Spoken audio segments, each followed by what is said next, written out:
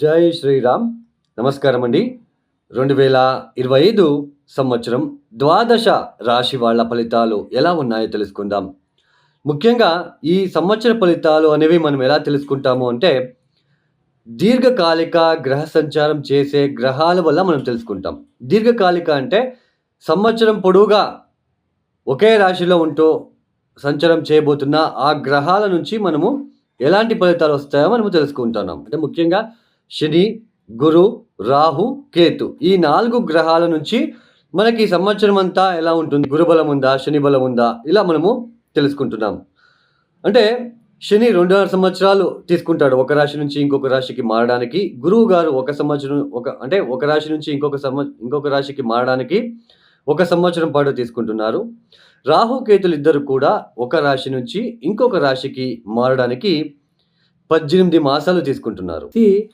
ఇక్కడ ముఖ్యంగా ఈ గోచార ఫలితాలు అంటే రాశి ఫలితాల మీదే ఎక్కువ మంది డిపెండ్ అవుతున్నారు. మనకంటూ ఒక స్వజాతకం అనేది ఉంటుంది. ఇప్పుడు గురుబలం ఉంది, శని బలం ఉంది, చాలా బాగుంటుంది అని చెప్పినప్పటికీ కొంతమంది కామెంట్స్ పెడుతున్నారు. మీరు చెప్పినట్లా జరగట్లేదు అని.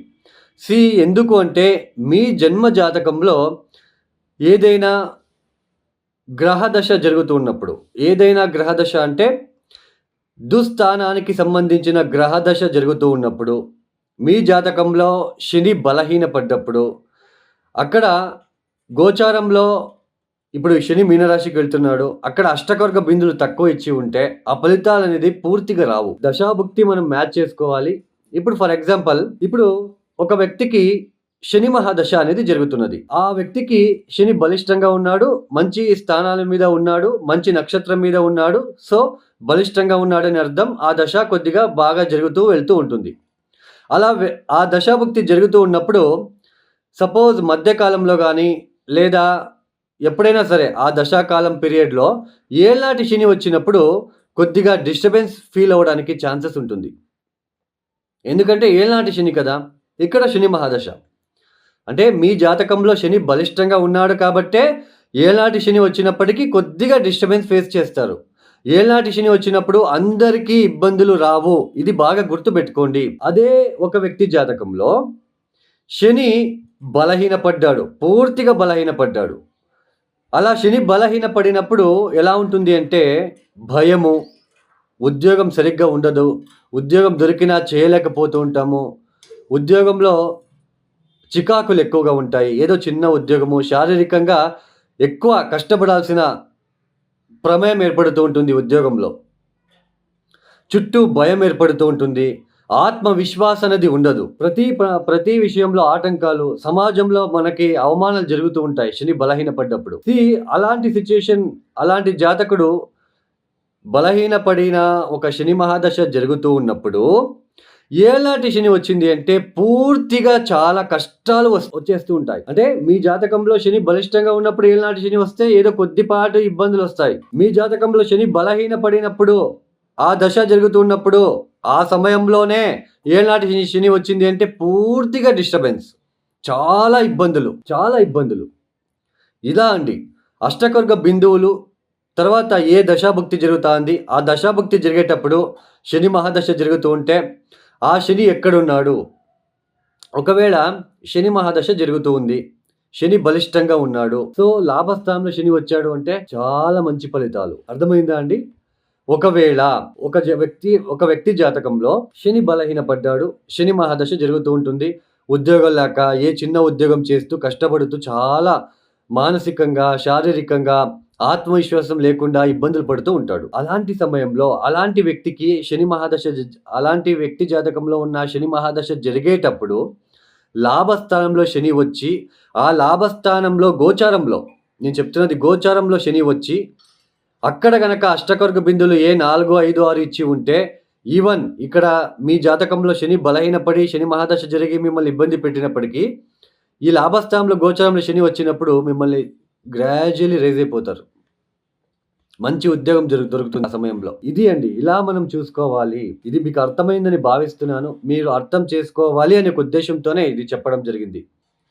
తర్వాత చాలామంది ఏళ్ళనాటి శని, అష్టమ శని, పంచమ శని, చతుర్థ శని జరిగేటప్పుడు శనిదేవుడి దగ్గరికి వెళ్ళి కొన్ని దీపాలు పెట్టి వస్తూ ఉంటారు. సో అలా మనకి ఎక్కువ శని ఇంపాక్ట్, శని నెగెటివ్ ఇన్ఫ్లుయెన్స్ జరిగేటప్పుడు కాలభైరవేశ్వరుని పూజించాలి. కాలభైరవేశ్వరుని ఎక్కువ తలుచుకోవాలి. కాలభైరవేశ్వరుడు టెంపుల్‌కి ఎక్కువ వెళ్ళాలి. కాలభైరవేశ్వరుడికి బూడిద గుమ్మడికాయ దీపాన్ని పెట్టాలి.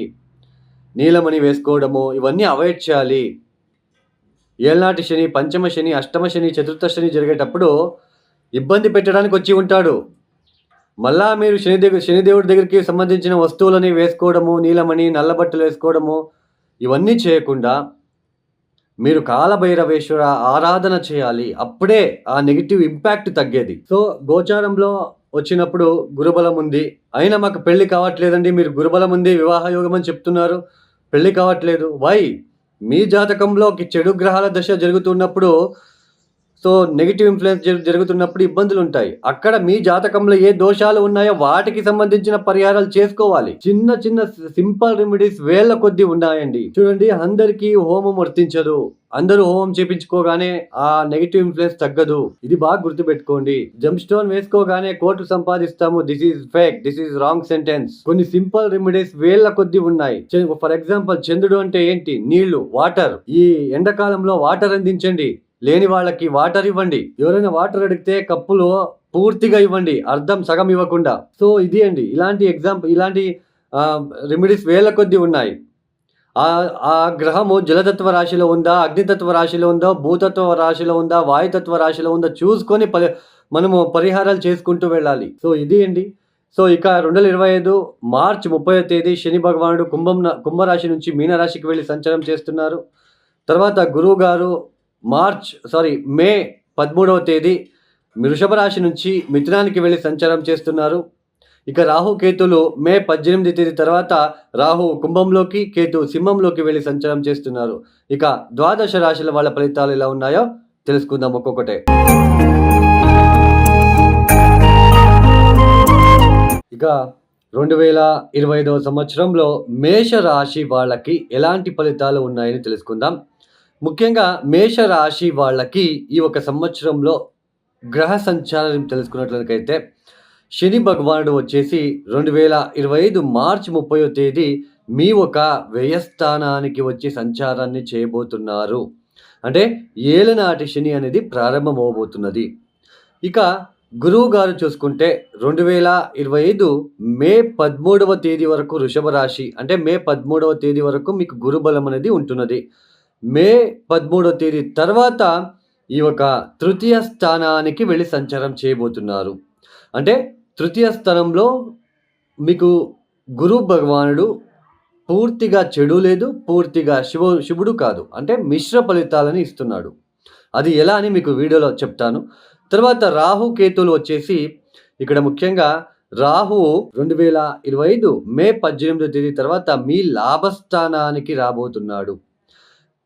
ఇక కేతుని చూసుకుంటే పంచమ స్థానం అంటే సింహరాశికి వెళ్ళి సంచారం చేయబోతున్నారు. ఈ గ్రహ సంచార రీత్యా ముఖ్యంగా మేషరాశి వాళ్ళకి శని గ్రహ గురించి మనం చూసుకున్నట్లయితే శని భగవానుడు వ్యయస్థానంలో సంచారం చేయబోతున్నాడు. అంటే ఇక్కడ ముఖ్యంగా ఈ ఒక శని అనేది ఏళ్ళనాటి శని ప్రారంభమవుతున్నది. ఈ ఏళ్ళనాటి శని వ్యయస్థానానికి వచ్చినప్పుడు ఎలాంటి ఫలితాలు, శని ఒక రాశికి వచ్చినప్పుడు ఒకలాంటి ఫలితాలు ఇస్తూ ఉంటారు కర్మానుసారంగా. 12వ స్థానానికి వచ్చినప్పుడు ఒకలాగా ఫలితాలు, జన్మ రాశికి వచ్చినప్పుడు ఒకలాగా ఫలితాలు, ద్వితీయ స్థానానికి వచ్చినప్పుడు ఒకలాగా ఫలితాలు, తృతీయానికి వచ్చినప్పుడు ఒకలాగా ఫలితాలు. ఇప్పుడు వ్యయస్థానానికి వస్తున్నాడు కాబట్టి మేషరాశి వాళ్ళకి కొద్దిగా ఆరోగ్య రీత్యా సమస్యలు తలెత్తే సూచనలు ఉంటాయి. కొద్దిగా శారీరకంగా బరువు తగ్గడం లాంటిది, లేదా ఒక టైర్డ్నెస్, ఎందుకో చాలా టైర్డ్గా ఉంది, నేను పడుకోవాలనిపిస్తూ ఉంటుంది అని అనుకోవడం లాంటిది. తర్వాత ఖర్చులు పెరగడము. బిజినెస్లో కావచ్చు, ఈ ఒక సమయంలో బిజినెస్ వైజ్ ఎక్స్పాన్షన్ చేయాలి అనేది మాత్రం తగ్గించుకోండి. తర్వాత జాబ్ చేంజ్ చేయాలి అని మాత్రం అనుకోకండి. ఎందుకంటే మీ ఒక దశమాధిపతి వ్యయస్థానానికి రాబోతున్నాడు. ఈ ఒక సమయంలో ప్రయాణాలు ఎక్కువగా ఉంటాయి. వృథా ప్రయాణాలు ఎక్కువగా ఉండే ఆస్కారాలుంటాయి. అంటే అది జాబ్ పరంగా కావచ్చు, బిజినెస్ పరంగా కావచ్చు. ప్రయాణాలు ఎక్కువగా ఉంటాయి. ఈ ఈ సమయంలో మేషరాశి వాళ్ళు నైట్ టైమ్ జర్నీస్ అవాయిడ్ చేయండి. రాత్రి పూట ప్రయాణాలు మీరు మానుకుంటే చాలా మంచిది. ఈ సమయంలో మీకు ఏదో ఒకటి లాసెస్ జరగడానికి అవకాశాలుంటాయి. అది ఎనర్జీ లాస్ కావచ్చు, జాబ్ కావచ్చు, ఫైనాన్షియల్ కావచ్చు. మొత్తానికి ఒక లాస్ అనేది ఇండికేషన్ చేస్తూ ఉంటుంది. కాబట్టి కాస్త జాగ్రత్తగా ఉండే ప్రయత్నం చేయండి. తర్వాత ముఖ్యంగా కొద్దిగా నిద్ర రాకపోవడం లాంటిది కూడా జరుగుతూ ఉంటుంది ఈ ఒక సమయంలో. ఇలాంటి ఒక సిట్యుయేషన్ మాత్రమే ఉంటుంది. ఈ 12వ స్థానంలో శని వచ్చినప్పుడు. జాబ్ లాసెస్ కావచ్చు, బిజినెస్‌లో లాసెస్ కావచ్చు, ఫైనాన్షియల్ లాసెస్ కావచ్చు, ఎనర్జీ లాసెస్ కావచ్చు, లేదా మీ ఒక పేరు అనేది దానికి సంబంధించిన రెప్యుటేషన్‌కి సంబంధించిన లాసెస్ కూడా కావచ్చు. తర్వాత గురువు గారిని మనం చూసుకుంటే తృతీయ స్థానంలో వచ్చాడు. ఈ తృతీయ స్థానం అంటే ఏంటి? కమ్యూనికేషను, ఈ నైబర్స్‌కి సంబంధించింది కావచ్చు. తర్వాత ఈ ఒక మీ ఒక సిబ్లింగ్స్ సంబంధించింది కావచ్చు.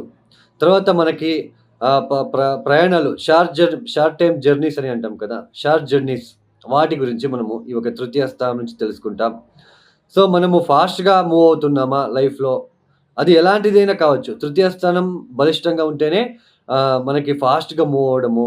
ఈ నడిచేటప్పుడు కూడా వాకింగ్ స్టైల్ కూడా మనకి ఈ తృతీయ స్థానం నుంచే మనం తెలుసుకోవాలి. తర్వాత కమ్యూనికేషన్ స్కిల్స్, తర్వాత నైబర్స్‌తో ఎలా ఉంటుంది? తర్వాత మీడియా రంగం, మీడియాది కూడా మనం తృతీయ స్థానం. పబ్లిక్ స్థానం అని అంటాం. అలాంటి స్థానానికి గురువు వస్తున్నాడు కాబట్టి, గురువు ఇప్పుడు ఏ దృష్టి పైన మనకి పెడుతున్నాడు? ఏ ఏ రాశుల పైన దృష్టి పెడుతున్నాడు? ఇప్పుడు మీ తృతీయ స్థానంలో కూర్చొని సప్తమాన్ని చూస్తున్నాడు. తర్వాత మీ ఒక నవమాన్ని చూస్తున్నాడు. పంచమ దృష్టితో గురువు మిథున రాశిలో కూర్చున్నాడు తృతీయ స్థానంలో.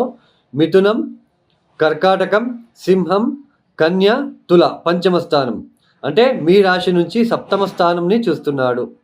తర్వాత మనకి మీ రాశి నుంచి నవమ స్థానాన్ని సప్తమ దృష్టితో చూస్తున్నాడు. తర్వాత మీ ఒక లాభస్థానాన్ని గురువు కూర్చొని నవమ దృష్టితో చూస్తున్నాడు కాబట్టి గురువు నుంచి పెద్దగా డిస్టర్బెన్సెస్ అయితే ఉండదు. కమ్యూనికేషన్ స్కిల్స్ బాగా ఉంటాయి. మ్యారేజ్ లైఫ్‌లో ఒత్తిడులు తగ్గుతాయి. తర్వాత హైయర్ ఎడ్యుకేషన్ చేసే వాళ్ళకి చాలా చక్కని ఫలితాలు వస్తాయి. తీర్థక్షేత్రాల దర్శనాలు చేసుకుంటారు. ఎందుకంటే మేషరాశి నుంచి కౌంట్ చేసుకుంటూ వస్తే నవమ స్థానం ఏదవుతుంది? ధనస్సు రాశి.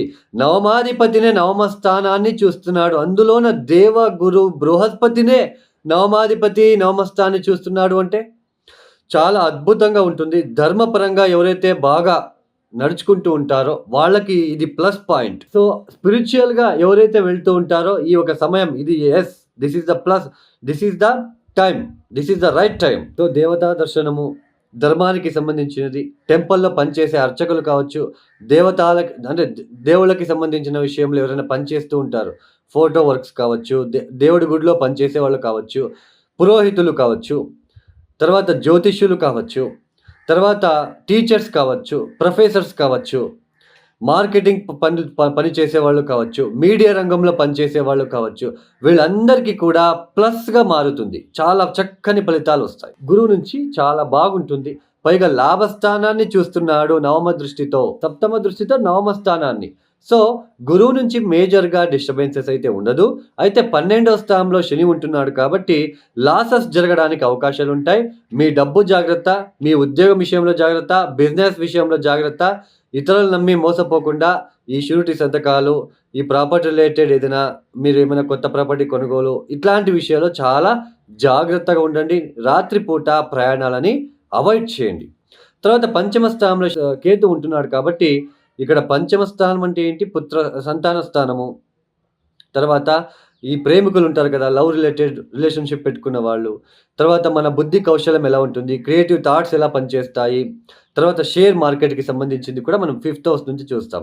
అలాంటి ఫిఫ్త్ హౌస్‌లో కేతు వచ్చాడు అంటే కొద్దిగా ఆల్రెడీ ప్రేమించుకుంటున్న వాళ్ళు, సో, వాళ్ళకి బ్రేకప్ లాంటివి జరగడము, వాళ్ళ మధ్య గొడవలు, డిస్టర్బెన్సెస్ లాంటివి రావడానికి అవకాశాలుంటాయి. వాళ్ళ నుంచి మోసపోవడానికి కూడా అవకాశాలుంటాయి.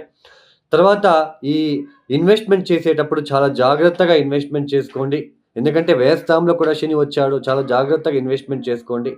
తర్వాత సంతానం రీత్యా కొద్దిగా ఆటంకాలు, డిస్టర్బెన్సెస్ ఏర్పడడానికి అవకాశాలుంటాయి. మొత్తంగా మేషరాశి వాళ్ళకి కాస్త మిశ్ర ఫలితాలు గోచరిస్తున్నాయి. సో, కాలభైరవేశ్వర అష్టకం చదువుకోవడము, కాలభైరవేశ్వరుడికి బూడిద గుమ్మడికాయ దీపాన్ని పెట్టి రావడం ప్రతి శనివారం నల్ల నువ్వులు, బెల్లం కలిపి ఉంటలు చేస్తారు.